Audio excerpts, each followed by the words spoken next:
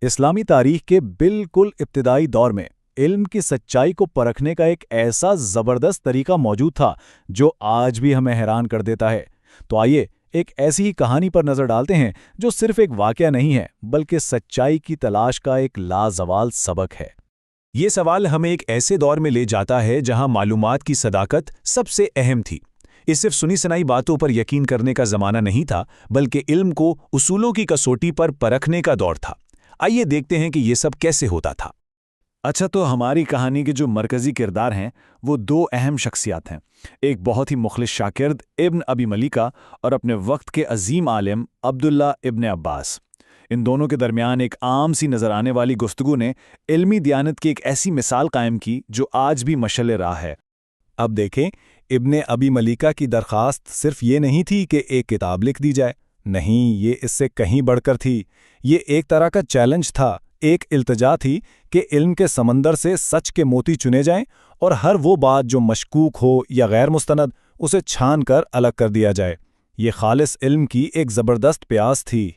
ذرا ان الفاظ پر غور کریں، ان میں صرف معلومات کی طلب نہیں بلکہ خالص سچائی کی تڑپ ہے۔ یہ خواہش اتنی شدید تھی کہ اس نے استاد کو ایک غیر معمولی رد عمل دینے پر مجبور کر دیا۔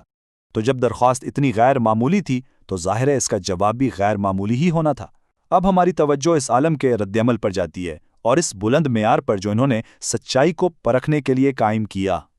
ابن عباس جو کہ ایک عظیم عالم تھے، وہ فوراً سمجھ گئے۔ انہوں نے بھانپ لیا کہ یہ کوئی عام درخواست نہیں ہے۔ انہوں نے شاگرد کی نیت کی گہرائی اور سچائی کی تلاش کے اس جذبے کو پہچانا اور اس بڑے چیلنج کو قبول کرنے کا فیصلہ کر لیا۔ ابن عباس نے جو وعدہ کیا وہ کوئی معمولی وعدہ نہیں تھا۔ انہوں نے ذاتی طور پر سچ اور جھوٹ کے درمیان ایک لکیر کھینچنے کی ذمہ داری اٹھائی تاکہ علم اپنے خالص ترین جوہر کے ساتھ آگے بڑھ سکے۔ اب اتنے بڑے کام کے لیے بنیاد بھی تو مضبوط چاہیے تھی نا، تو ابن عباس نے کس چیز کا انتخاب کیا؟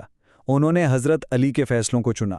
یہ وہ علمی خزانہ تھا جسے وہ خالص ترین شکل میں اگلی نسلوں تک پہنچانا چاہتے تھے۔ لیکن تحقیق کا عمل کبھی بھی سیدھا سادہ نہیں ہوتا، اور اب ہم کہانی کے اس نازک موڑ پر پہنچتے ہیں جہاں ایک عالم کی علمی دیانت کا اصل امتحان شروع ہوتا ہے۔ یہ وہ لمحہ تھا جب انہیں اپنے ہی اصولوں کی بنیاد پر ایک بہت مشکل فیصلہ کرنا تھا۔ ابن عباس بہت محنت سے، ترتیب کے ساتھ حضرت علی کے فیصلوں کو نقل کر رہے تھے، لیکن پھر اچانک ایک ایسا فیصلہ سامنے آیا جو ان کے علم اور فہم سے ٹکرا گیا۔ ایک ایسا لمحہ جس نے انہیں ایک دم روکنے پر مجبور کر دیا۔ بس یہی وہ مقام تھا جہاں سطحی تحقیق ختم ہوئی اور حقیقی علمی دیانت کا امتحان شروع ہوا۔ یہ کہانی کا کلائمیکس ہے۔ ابن عباس کا رد عمل دیکھیں۔ یہ محض شک کا اظہار نہیں تھا، یہ ایک گرجدار اور فیصلہ کن اعلان تھا جو ان کے گہرے علم پر مبنی تھا۔ انہوں نے اس روایت کو صرف مسترد نہیں کیا بلکہ اسے ناممکن قرار دے دیا۔ لیکن یہاں سوال یہ پیدا ہوتا ہے کہ ابن عباس کو اتنا کامل یقین آخر تھا کیسے؟ ان کے اس غیر متزلزل اعتماد کے پیچھے کون سی طاقت تھی؟ دیکھیے، ابن عباس کا یقین صرف راویوں کی زنجیر یعنی اسناد پر نہیں تھا، بلکہ حضرت علی کے کردار، ان کے اصولوں اور ان کی حکمت کی گہری سمجھ پر مبنی تھا۔ وہ جانتے تھے کہ جو فیصلہ ان کے سامنے آیا ہے وہ حضرت علی کی شخصیت سے، ان کی سوچ سے میل ہی نہیں کھاتا۔ ان کے لیے سچائی کا پیمانہ صرف یہ نہیں تھا کہ بات کس نے کہی، بلکہ یہ بھی تھا کہ کیا یہ بات اس شخص کے اصولوں کے مطابق ہے بھی یا نہیں۔